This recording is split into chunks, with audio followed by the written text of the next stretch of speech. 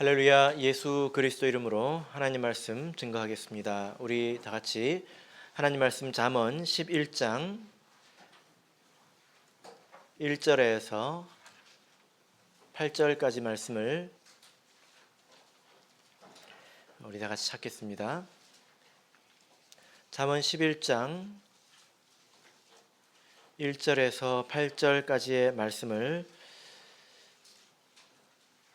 저와 여러분이 한 절씩 교독하겠습니다. 잠언 11장 1절 속이는 저울은 여호와께서 미워하셔도 공평한 추는 그가 기뻐하시느니라.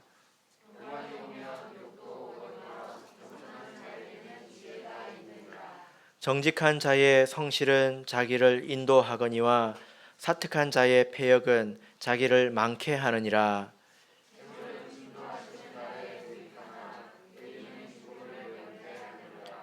완전한 자는 그의 의로 인하여 그 길이 곧게 되려니와 악한 자는 그 악을 인하여 넘어지리라.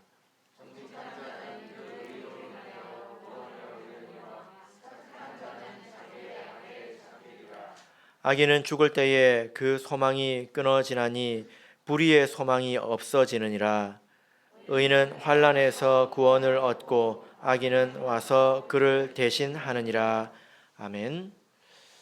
네, 오늘 이 시간은 정직하고 겸손하게 살아야 평안합니다 라는 제목으로 하나님 말씀을 증거하겠습니다. 여러분 혹시 뉴턴이라는 이름을 들어보신 적 있으십니까? 뉴턴.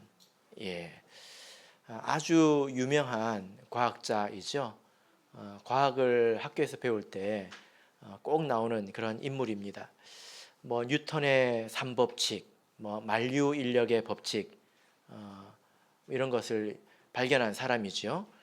사과가 떨어지는 것을 이렇게 보고 만류 인력의 법칙을 발견하지 않았습니까? 뭐 그 이외에도 우리는 들어도 알지 못하는 그런 수학과 과학에 있어서 굉장히 큰 업적을 남겼습니다. 보통 이 과학의 분야에서 아주 유명한 발견 같은 경우에 그것을 발견한 사람의 이름을 붙이지 않습니까? 그래서 누구의 법칙, 뭐 누구의 법칙 이렇게 이야기를 하는데요. 물리라든지 이런 과학에서 가장 중요한 것이 힘이라는 것인데 힘도 측정하는 단위가 있습니다. 이것이 가장 기초입니다. 그런데 이 힘을 측정하는 단위가 뉴턴입니다. 1뉴턴, 2뉴턴 이렇게 갑니다. 처음 들어보는 이야기죠. 괜찮아요. 본문하고 별 상관이 없습니다. 굉장히 유명하구나 이 정도 생각하시면 되겠습니다. 이 사람이 굉장히 유복한 과정에서 태어났습니다. 그리고 명석한 두뇌를 가지고 있었고 그뿐만이 아니라 집중력도 있어서 이렇게 과학 이런 영역에서 큰 성과를 내었죠. 세상이 다 아는 그런 인물인데요. 근데 이 사람에게도 한 가지 이제 공공연한 비밀이 있는데 혹시 들어보신 적 있으십니까? 이 사람이 나이가 다 들어서 주식으로 전 재산을 다 날렸다는 것입니다. 뭐 신기하지 않습니까? 놀랍지 않습니까? 이 사람이 그 전 재산을 날리고 나서 뭐라고 이야기를 했냐면 내가 천체의 움직임은 계산을 해도 인간의 광기는 계산할 수 없다. 이렇게 이야기를 했다고 합니다. 생각해보면 참 재밌습니다. 어떻게 이렇게 유명한 사람이 많은 것을 가진 사람이 그런 일을 겪었을까? 도대체 왜 그랬을까? 뭐 한 가지 이유가 있다면 자기 친구들이 주식으로 떼돈을 버는 것을 보고 마음이 크게 흔들렸다. 뭐 이런 이야기는 들려옵니다. 우리가 성경을 보면 돈이라는 것 자체는 문제가 되는 것이 아니죠. 그죠? 무엇이 문제입니까? 돈을 사랑하는 것이 문제입니다. 돈이 문제가 아니라 돈을 사랑하는 것이 문제이죠. 그래서 성경에서는 이것을 일만악의 뿌리이다 이렇게 말씀을 하고 있습니다. 만약에 우리가 돈을 버는 것 그 자체를 죄악시한다거나 그것 자체가 세속적이라고 생각을 한다면 그것은 왜곡된 것입니다. 그리고 잘 알지 못하는 거죠. 여러분, 돈이 왜 생겼는지 아십니까? 왜 돈이 생겼을까요? 없으면 안 됩니까? 예. 원래 사람들이 자기에게 필요한 것들을 자기가 다 이제 조달해서 이렇게 생산을 했지요. 그런데 우리가 이렇게 살다 보면 나에게 필요한 것을 다 내가 만들어낼 수 없지 않습니까? 그러면 뭘 해야 돼요? 물물 교환을 하는 겁니다. 나는 닭을 키우고 저 사람은 소를 키우면 이제 닭을 100마리 갖다 주고 소를 1마리 가져오는 이런 식이죠. 그러죠. 그런데 이렇게 물물 교환을 한다고 한번 생각해 보세요. 내가 원하는 것을 구하려면 몇 번을 바꿔야 될까요? 그러면 그 내가 원하는 것을 가진 사람이 내가 가진 것을 원하는 것이 딱 맞아야 되잖아요. 그죠? 그럼 도대체 몇 번을 바꿔야 될까요? 바꾸다가 아마 다 썩어 문드러질 것입니다. 그래서 이것이 굉장히 불편하기 때문에 돈이라는 것이 발생을 했습니다. 그래서 우리 성도님들의 가정을 봐도 세상 사람들과 다르지 않죠. 이런 면에서는 모든 가정이 다 경제 생활을 합니다. 그래서 돈을 벌고 돈을 쓰는 것으로 생활이 유지가 되죠. 그래서 우리 이렇게 아이들도 이런 그 개념이 생기기 시작할 때쯤에 묻기 시작합니다. 무엇을 묻습니까? 아빠는 얼마 벌어와? 이런 걸 묻기 시작하죠. 그리고 그 뭐 예를 들어 이런 직업은 얼마 벌어요? 저런 직업은 얼마 벌어요? 이렇게 많이 묻기 시작하지 않습니까? 그래서 그 사회라는 그런 차원에서 보면 돈이라고 하는 것은 마치 피와 같은 것입니다. 그 안에서 흐르는 것이죠. 만약에 이 세상에 돈이 없다면, 돈이라는 그런 매개가 없다면 우리 사회는 원시 사회로 돌아가고 말 것입니다. 그래서 하나님께서도 이 사회가 유지가 되는데 돈이라는 것을 근본적으로 부정하시지 않습니다. 도리어 이 돈이라는 것에 대해서 올바른 명령을 주고 계신데요. 오늘 말씀의 내용이 그 내용입니다. 우리가 하나님의 백성이 경제 생활을 하는 데 있어서 정직해야 된다는 것입니다. 하나님께서 그 성경을 우리가 보면 하나님께서 제사를 지낸다든지 뭐 절기를 지킨다든지 이런 종교적인 규례만 우리에게 주신 것이 아니라 우리가 사회생활을 하는 데 있어서 우리 생활과 관계된 그런 명령도 주셨다는 것입니다. 오늘 본문의 말씀에서는 이렇게 말씀하고 있죠. 1절을 한번 보실까요? 자, 1절 우리 같이 읽겠습니다. 시작. 속이는 저울은 여호와께서 미워하셔도 공평한 추는 그가 기뻐하시느니라. 경제 생활에 있어서 정직해야 된다는 것을 여기서는 저울을 속이지 말라라고 이제 말씀을 하신 것입니다. 만약에 이렇게 저울을 그 매매를 할 때, 사고 파는 일을 할 때 저울을 조금씩 속이면 사실 그 양이 얼마 안 되지 않습니까? 근데 이 장사라고 하는 것은, 매매라고 하는 것은 계속 반복되는 것이기 때문에 거기 조금 이제 누적이 되고 그러면 결국 그 양이 이렇게 많아지게 됩니다. 만약에 이런 일이 이렇게 허용이 된다고 하면 사회 전체가 믿을 수 없는 그런 사회가 되겠지요. 그죠? 사는 사람도 믿지 않고 파는 사람도 속이고 이런 사회가 될 것입니다. 그러면 사회가 전반적으로 큰 혼란이 생기게 되겠죠. 가끔 뉴스에 보면 이 주유소에서 이 미터기를 조작을 해가지고 실제 주유 이렇게 그 결제하는 것보다 주유량이 적게 되지 않습니까? 근데 그 양이 사실 크게 많지 않습니다. 누적이 되면 그것이 제법 커진다는 것입니다.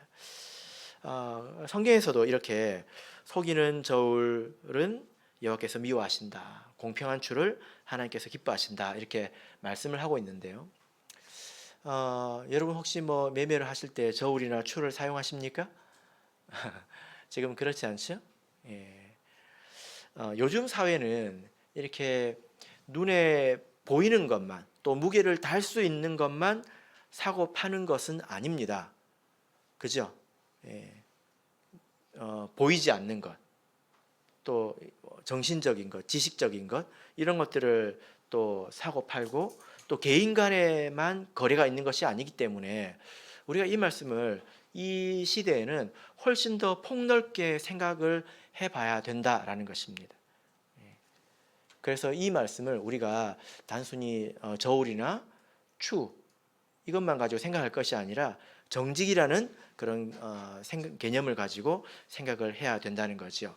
그래서 하나님께서는 우리 하나님의 백성이 경제 생활을 할 때 기본적으로 정직해야 된다라고 말씀을 하고 있습니다. 여러분, 우리가 이렇게 경제 생활을 할 때, 돈을 벌고 돈을 쓸 때 무엇이 정직한 것입니까? 내가 일한 만큼 얻는 것이 정직한 것이죠. 그죠? 예. 그리고 그에 해당하는 가치만큼 교환하는 것이 정직한 것입니다. 예. 내가 한 것보다 많이 얻으려고 해서는 안 된다는 것입니다. 예. 성경을 보면 이 저울, 추 이와 관련된 말씀이 굉장히 많이 나옵니다. 레위기에서도 나오는데요. 레위기서 19장을 보겠습니다. 레위기 19장 35절, 36절을 보겠습니다. 레위기 19장 35절, 36절.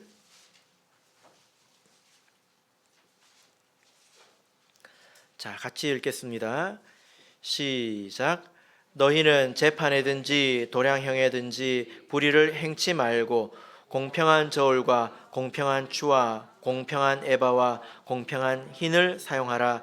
나는 너희를 인도하여 애굽 땅에서 나오게 한 너의 하나님 여호와니라. 하나님께서 이렇게 명령을 하셨습니다. 그래서 이스라엘이란 이런 한 나라가 이런 공평이라는 것이 무너지지 않기를 하나님께서는 원하셨죠. 모든 백성이 그렇게 살기를 원했습니다. 그리고 이후에 이스라엘 나라가 심판받는 그런 모습을 보면 심판하는 이 이스라엘 백성이 심판받는 이유 중에 이 저울을 왜곡했다 이런 내용이 있습니다. 근데 요즘 우리가 이렇게 살다 보면 이렇게 마음이 급해지지 않습니까? 이상하게 나한테는 돈이 조금 오는 것 같지 않습니까? 그래서 마음이 급해지다 보니까 편법이라든지 또는 그 위법적으로 이렇게 왜곡해서 돈을 벌려고 하는 경우도 있습니다. 어떤 경우가 여기에 해당할까요? 우리 성도들이 조심해야 되는 부분이 첫 번째는 탈세하는 것입니다. 그래서 뭐 부동산 거래를 한다든지 혹은 그 장사 영업 이걸 한다든지 이런 일에 있어서 이제 탈세를 하는 것 이런 일이 있어서는 안 되겠죠. 그죠? 그리고 보통 이 사회가 뭐 조금이라고 많이 주고 그런 것은 잘 없기 때문에 사람들이 그런 데 잘 만족하지 않습니다. 잘 만족하지 않고 어디에 눈을 돌립니까? 주식이나 부동산에 이렇게 눈을 돌리죠. 이것이 근원적으로 잘못된 것은 아닙니다. 주식이라든지 부동산이라든지 이것이 근원적으로 잘못된 것은 아닙니다. 그런데 이것을 요즘 사람들은 본래 취지에 맞게 이렇게 이용하는 것이 아니라 투기의 대상으로 생각하지 않습니까? 투자와 투기가 다른 것이 뭔지 여러분 아시죠? 그죠? 예. 그런 투기에 참여하는 것, 또 그런 사람들의 투기 심리를 활용해서 간접적으로 이렇게 돈을 벌려고 하는 것, 이런 것은 합당치 못합니다. 세상을 살아보면 우리 주변에 이렇게 사는 사람들이 굉장히 많죠. 그래서 여러분 주변에 뭐 주식을 했다, 뭐 부동산을 했다, 그런 이야기를 많이 들으시지 않습니까? 예. 저는 대부분 이렇게 성도님들만 접하고, 그리고 뭐 이제 구도자를 접한다 하더라도 그런 분들이 그 목회자 앞에서 그런 이야기를 잘 하지 않기 때문에 생각보다 저는 잘 들을 기회가 없는 것 같더라고요. 이렇게 보니까. 예. 도리어 안 믿는 가족을 만나면 그런 이야기를 많이 듣습니다. 그런데 한번 생각해 보십시오. 내가 그렇게 투기해서 1억을 벌었다. 여러분, 그것이 정직한 소득일까요? 예. 이것은 마치 복권과 같습니다. 여러분, 복권에 대해서 어떻게 생각합니까? 복권이 당첨되면 돈이 많이 나오지 않습니까? 그 어디서 나온 돈이에요? 나라에서 주는 돈입니까? 아니면 땅에서 판 돈입니까? 아니잖아요. 다 복권 산 사람들이 낸 돈이거든요. 사람들이 복권을 살 때 왜 사냔 말입니다. 돈 내려고 산 거 아니잖아요. 왜 샀습니까? 다 마음이 이만큼 부풀어가지고 내가 좀 잘 됐으면 좋겠다, 당첨됐으면 좋겠다, 이런 그 탐욕의 마음을 가지고 다 동참한 것 아닙니까? 그런 돈이 모인 것을 어떤 사람이 운 좋게 가져가는 것에 불과하다는 것입니다. 그래서 복권도 하나님께서 보시기에 이것이 아름다운 것이 아니죠. 그죠? 그런데 이렇게 그런 그 내면적인 것을 따져보자면 주식과 부동산이 투기적으로 한다면 복권과 다를 게 뭐가 있습니까? 어느 쪽에 집값이 뜰 것 같아. 그래서 또 어디 회사의 주식이 대박이 날 것 같아 해가지고 동참해서 온다면 복권과 다를 게 뭐가 있냐는 거예요. 이것은 내가 정직하게 일해서 그만큼 내가 얻는 것이 아니라 무엇입니까? 이것은 정직하지 못하게 얻으려고 하는 것입니다. 그래서 우리가 세상에서 이런 이야기를 듣는다 하더라도 좀 마음이 평안할 수 있어야 합니다. 여러분 기억나십니까? 예수님께서 이 제자들에게 불의의 제물로 친구를 사귀라 이런 말씀을 하셨죠. 기억나십니까? 이것은 돈으로라도 섬기라는 뜻이었습니다. 그런데 이 내막은 뭐냐면은 이 사람의 신앙이 그 참으로 이렇게 참된 것인가, 그 진정성이라는 것이 있지 않습니까? 그 진정성이 판단받는 첫 번째 관문이 바로 돈이라는 거예요. 돈에 대해서 자유로운 사람은 그 신앙이 참될 수 있습니다. 마치 이런 문제에서 우리가 이렇게 초월을 한다면 어쩌면 신앙의 측면에서 번데기에서 나비가 되는 순간이라고 말을 해도 될지 모르겠습니다. 번데기는 땅에 매어 있는 거지 않습니까? 그죠? 근데 이 문제에서 내가 얼마나 벌고 얼마를 쓰든지 간에 이런 문제에서 내가 자유를 얻었다면 비로소 하늘을 나는 나비가 될 수 있는 것 아닐까 하고 저는 생각을 해봤습니다. 그러니까 이 돈의 문제에 있어서 정직한 것, 내가 남에게 사기치지도 않고 이렇게 이 범죄의 문제는 당연하고, 내가 정직하게 벌고 정직하게 쓰려고 하는 것, 바보처럼 이 세상으로 보자면 그렇게 살려고 하는 것이 어쩌면 우리 신앙이 진정한가, 참된 것인가, 이것을 판단하는 기초적인 관문이 된다는 것입니다. 그래서 하나님께서 이렇게 말씀을 하셨죠. 뭐 이제 부동산이나 또 주식이나 이것에 대해서 더 깊이 말씀을 드리지는 않겠지만 여러분들께서도 생각을 해보시면 이것은 다른 데서 오는 것이 아닙니다. 다 사람들의 탐욕이 모인 것에 불과합니다. 이것이 투기라면 말이지요. 자, 2절 3절을 읽겠습니다. 잠언 11장 2절 3절 자 읽겠습니다. 시작. 교만이 오면 욕도 오거니와 겸손한 자에게는 지혜가 있느니라.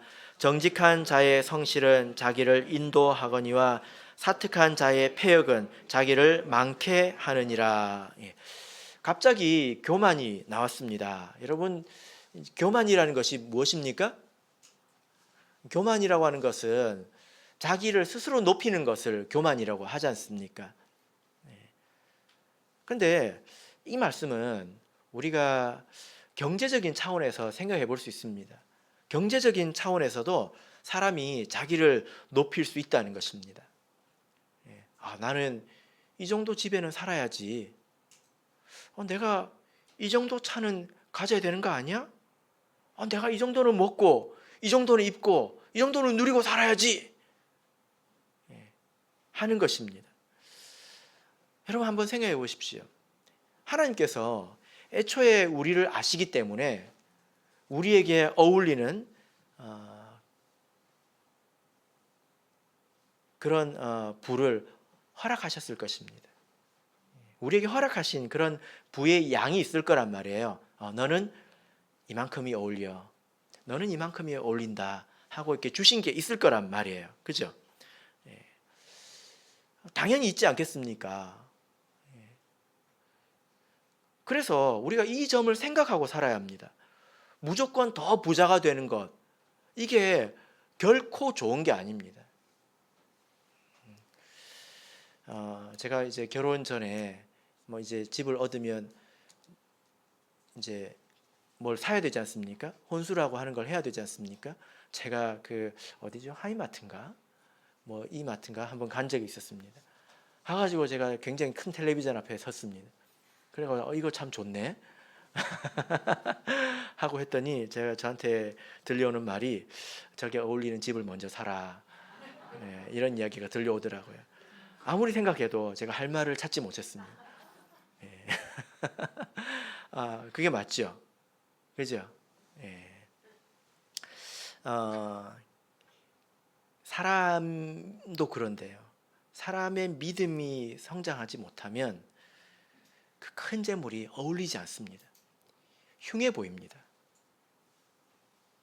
하나님 보시기에, 사람 보기에 흉해 보일 뿐만이 아니라 도리어 그것이 균형을 해치고 그 사람을 위험하게 만들 수도 있습니다.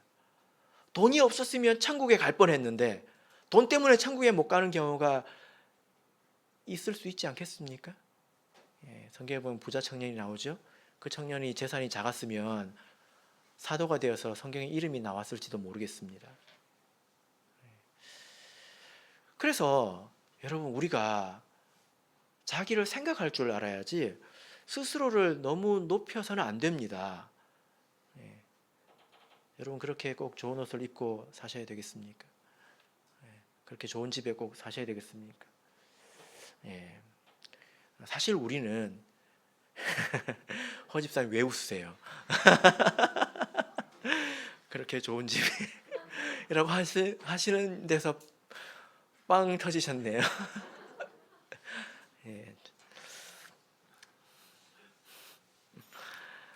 그래도 여러분, 우리는 세상에서 굉장히 잘 사는 사람들이에요. 이거 아십니까? 이거를 배우려고 해외여행을 가야 돼요. 전 세계에 냉장고 있는 집에 사는 사람이 몇 명이나 될 것 같습니까? 몇 퍼센트나 될 것 같습니까? 그 중에 냉장고도 있고 차도 있는 사람은 얼마나 될 것 같습니까? 거의 없습니다. 근데 여러분이 그렇게 살고 있지 않습니까? 근데 이것으로도 만족하지 못해 가지고 하나님께서 우리에게 주신 것으로 만족하지 못해 가지고 자기 스스로를 높여 가지고 만족이 안 되니까 정직을 훼손하지 않습니까? 그래서 좀 더 얻으려고 하고 좀 더 얻으려고 하고 그러면 안 됩니다. 여러분, 아프리카에 참예수교회 성도가 있는데요. 어떤 목사님이 아프리카 교회 가가지고 그 장례식을 여러 번 참여를 했대요. 그런데 그 나라에는 아버지가 죽으면 그 집이 작잖아요. 근데 보통 아프리카는 애들이 또 많지 않습니까? 근데 그 아이가 있는 집에 아버지가 죽으면 집안에 침대 밑을 파가지고 거기 묻는데요. 그 위에 애들이 잔대요.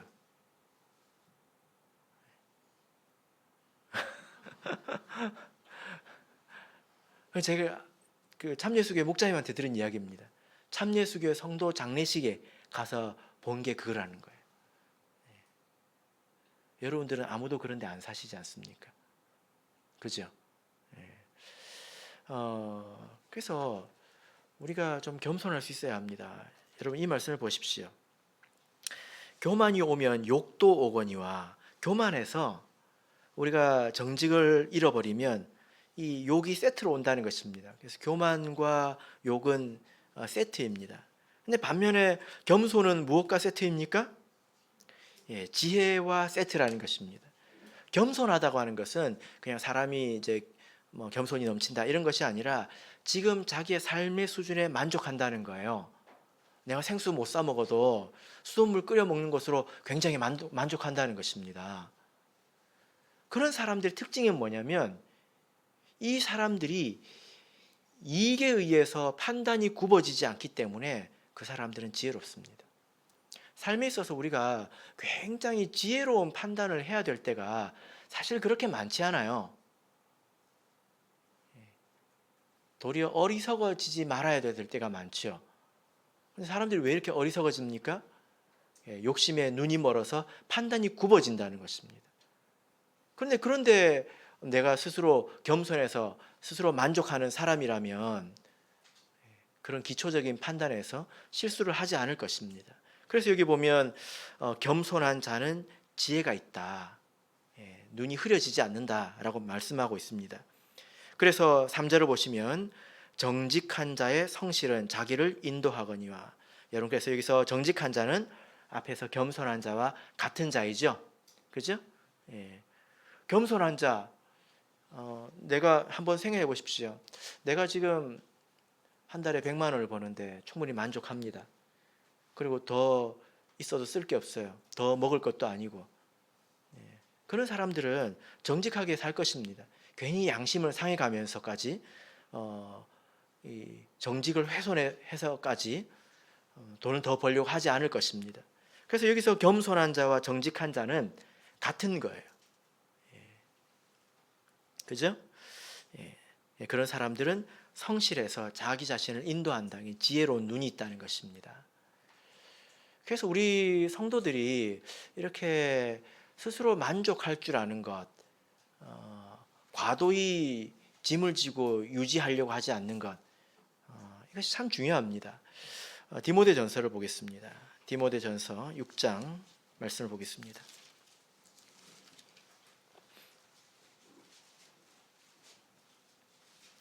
디모데전서 6장 6절부터 10절까지 우리 같이 읽어보겠습니다.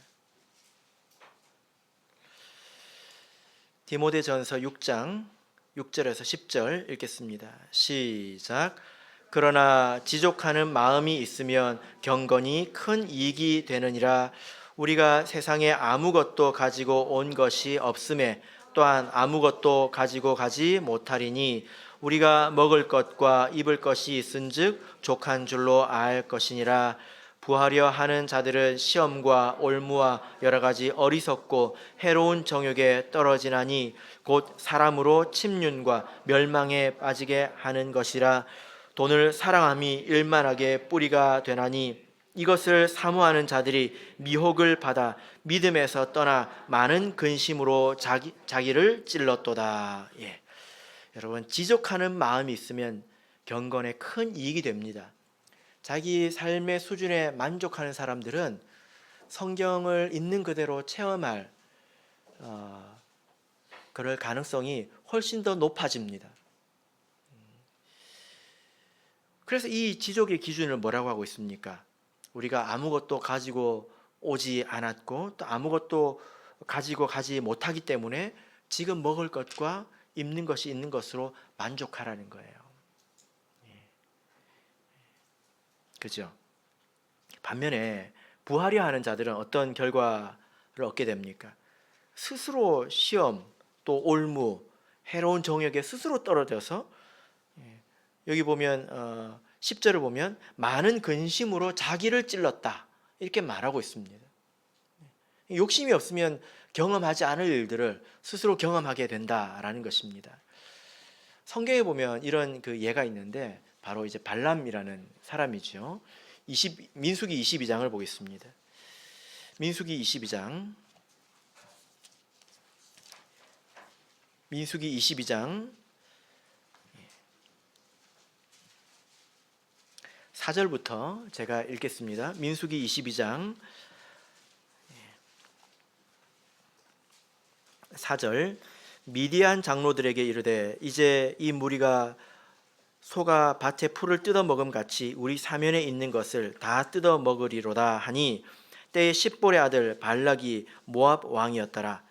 그가 사자를 부올의 아들 발람의 본향 강변 부돌에 보내어 발람을 부르게 하여 가로되 보라, 한 민족이 애굽에서 나왔는데 그들이 지면에 덮여서 우리 맞은편에 거하였고 우리보다 강하니 청컨대 와서 나를 위하여 이 백성을 저주하라.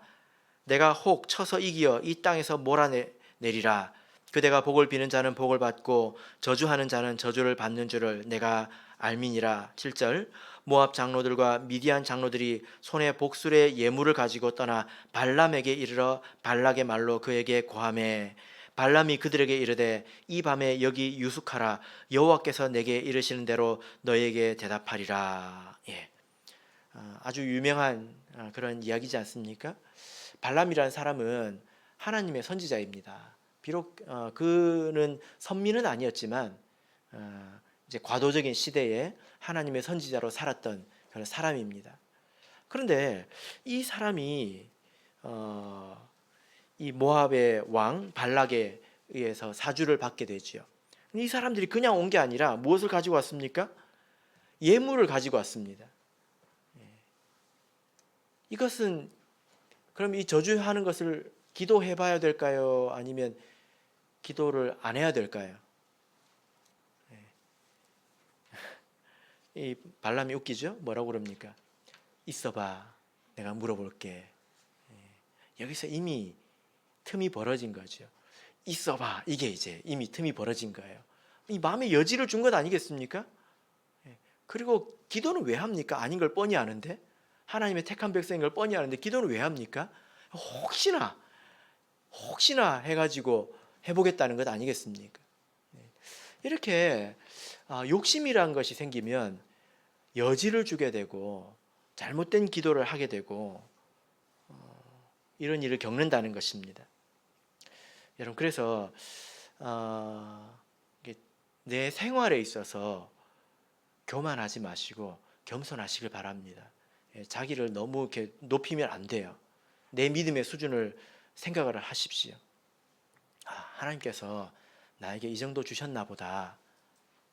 어느 정도 살면 견적이 나오지 않습니까? 그걸로 만족해야 합니다. 그러면 하나님 말씀을 바르게 경험할 수 있는 그런 문이 열리는 것입니다. 자, 이제 말씀으로 돌아가서 잠언 11장 5절부터 6절을 읽겠습니다. 잠언 11장 5절 6절 자, 읽겠습니다. 시작. 완전한 자는 그 의로 인하여 그 길이 곧게 되려니와 악한 자는 그 악을 인하여 넘어지리라. 정직한 자는 그 의로 인하여 구원을 얻으려니와 사특한 자는 자기의 악에 잡히리라. 자, 여기서 우리가 한 가지 가져야 될 지혜가 있는데요.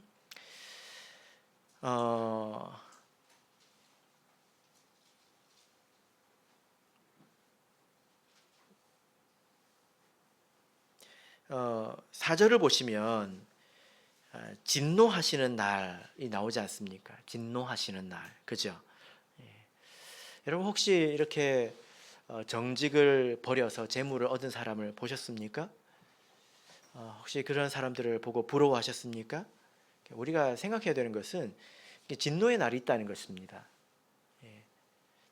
그런 날이 오면 이 재물은 무익합니다. 도움이 안 됩니다. 여러분, 한번 생각해 보시길 바랍니다. 인생을 살면서 돈이 해결해 주는 것이 많지요, 그죠? 근데 돈이 해결해 주지 못하는 것을 꼭 한번 적어 보시길 바랍니다. 간혹 이 재난에 관한 이야기를 이렇게 듣게 되는데, 최근에 그 미국 텍사스라는 곳에 그 이상 기후 현상이 생겨가지고 굉장히 지금 춥지 않습니까? 텍사스라는 곳이 원래 굉장히 더운 곳입니다. 건조하고 더운 곳입니다. 그래서 제가 이제 미국에서 살다 온 자매님 이야기를 들으니까 그런 데는 집을 지을 때 난방이라는 개념이 없습니다. 그래서 뭐만 있냐면 에어컨만 있습니다. 근데 지금 영하 40도까지 떨어졌대요. 영하 40도까지. 그래가지고 그 사람들이 지금 뭐 전기 가지고 난방을 어떻게 한다고 하는데 전기세가 뭐 1,000만 원이 넘었다 이런 이야기가 지금 물 건너 여기까지 들려오고 있지 않습니까? 어떤 사람은 자동차 시동 켜가지고 그럼 히터가 나오잖아요. 그 히터를 이렇게 호스로 연결해가지고 집안에 이렇게 연결해놓고 이제 그러고 지금 지내고 있다고 이야기를 들었습니다. 뭐 추워서 죽을 것 같은데 뭐 돈이 문제겠습니까? 이 문제가 있는데 뭐냐면은 먹거리예요. 마트를 가보니까 마트에 음식이 없어요. 돈이 있어도 살 게 없습니다. 이것이 한 가지 예가 될 수 있는데 재난의 때는 돈이 의미가 없을 수 있다는 것입니다. 돈 때문에 겪는 재난도 있겠지만 그러나 하나님께서 이런 사람들에게 주시는 재난은 자기가 아끼고 자기가 쌓은 것 가지고는 해결할 수 없는 그런 문제가 임한다는 것입니다. 그래서 만약에 우리가 스스로 교만해가지고 정직하지 못하게 살았다면 나중에 그 재물로는 해결할 수 없는 고통을 겪게 될 것이고 그 기도에 하나님께서는 응답하시지 않을 것입니다. 그러나 만약에 하나님께서 우리에게 주신 것으로 만족하고 그것 또한 하나님의 다스림이다 라고 받아들이고 우리가 정직하고 겸손하게 살아간다면 하나님께서 그 기도를 들으실 것입니다. 자, 이제 7절 8절을 읽겠습니다. 7절 8절 읽겠습니다. 시작. 의인은 악인은 죽을 때에 그 소망이 끊어지나니 불의의 소망이 없어지느니라. 의인은 환난에서 구원을 얻고 악인은 와서 그를 대신하느니라. 예. 이 재난에 이어서 마지막 또 죽음에 관해서도 말씀하고 있습니다. 간혹 보면 여러분 이렇게 사는 사람도 있거든요. 우리가 속아서는 안 됩니다. 우리는 말씀을 믿어야지. 눈에 보이는 것을 믿으면 속는 것이죠. 간혹 어떤 사람들은 이 재난도 피해서 살아가는 것처럼 보이는 사람도 있습니다. 그렇죠.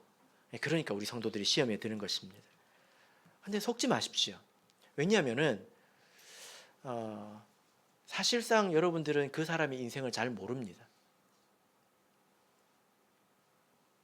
잘 모릅니다. 그 사람의 인생을 잘 모릅니다. 또 하나님의 진노에는 영적인 진노도 있습니다. 그래서 그 사람이 어떤 메마름, 어떤 영적인 문제를 겪고 사는지 그 사람도 모르는 것입니다. 그런 사람들을 부러워하면 안 된다는 거예요. 그것은 이미 시험에 든 것입니다. 그리고 하나님께서 그런 사람들을 내버려 두시는 것은 성도들의 마음을 시험하려고 그러시는 것이죠. 하나님께서 예수님을 핍박하고 또 십자가에 못 박은 대제사장을 그냥 두신 것과 같은 그런 이치입니다. 성도를 시험하려고 그러신 것이죠. 여러분, 그런 사람들이 어떻게 저렇게 진노의 날을 넘겼다고 쳐보십시다. 그러나 모든 사람 앞에는 다 죽음이 있습니다. 그가 죽음 앞에서는 무력하죠? 그죠? 예. 그래서 7절을 보면 악인은 죽을 때 그 소망이 끊어지나니. 의인들은 죽음과 동시에 소망이 성취되고 소망이 이루어지지 않습니까? 그런데 이렇게 산 사람들은 살았을 때밖에는 아무것도 없는 것입니다. 이 재물이라고 하는 것은 딱 살아있을 동안에만 사용할 수 있는 것이지 않습니까? 거기에 소망을 두고 그것이 전부인 것처럼 생각하고 살았다면 그것이 끝나는 순간에 그 사람의 소망도 끝나게 되는 것입니다. 여러분, 그래서 우리가 이것을 생각해 볼 수 있는데 영원한 삶의 기초는 사실 지금 육신적인 삶에 있습니다. 이 말이 무슨 말이냐면 이 육신적인 삶, 제한적이고 또 이 시간과 공간에 갇혀서 여러 가지 제약 속에서 살아야 되는 이 인생을 하나님께 온전히 맡길 수 있는 사람이, 그런 사람이야말로 영원한 삶을 얻을 자격이 있다는 것입니다. 영원히 하나님을 의탁할 준비가 되었다는 것입니다.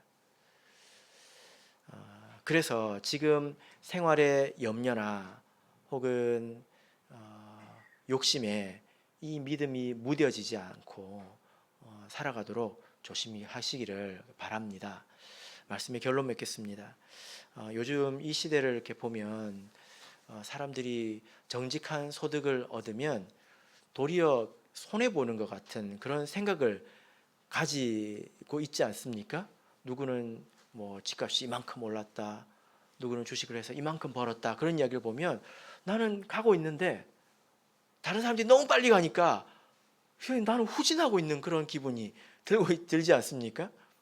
그런 것에 속지 마시고 하나님께서 공급해 주시는 것으로 이 짧은 육신의 삶을 우리가 감사함으로 살아가야 되겠습니다. 그런 사람에게는 영생이 있다는 것입니다. 바라옵기는 저와 여러분이 이렇게 제목과 같이, 제목이 무엇입니까? 정직하고 겸손하게 살아야 평안합니다. 정직하고 겸손한 삶을 통해서 평안을 얻으시기를 예수 그리스도 이름으로 축복합니다. 우리